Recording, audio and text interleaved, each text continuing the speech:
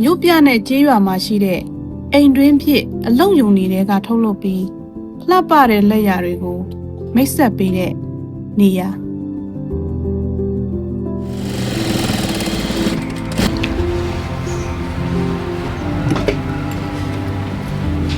စစ်မှန်တဲ့လက်မှုပညာနဲ့ရိုးရာသဘာဝဒီဇိုင်းတွေကိုတနေရာထဲမှာမြင်တွေ့နိုင်မဲ့နေရာ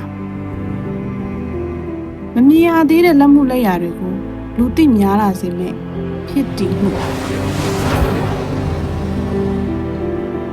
တဘာဝအရင်းမြစ်တွေကိုအသုံးပြုပြီးရိုးရာကိုအခြေခံထားတဲ့လက်လုပ်ထုတ်ကုန်တွေရှိမဲ့နေရာ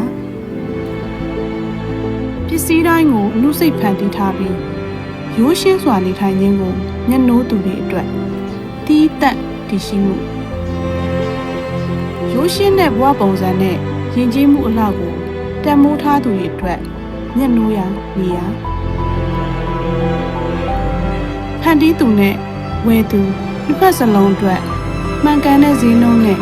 တန်မိုးကိုမိတ်ဆက်ပေးတဲ့နေရာနှလုံးသားနဲ့ဖန်တီးထားပြီးရည်ရွယ်ချက်နဲ့ချိတ်ဆက်ထားတဲ့ဉာဏ်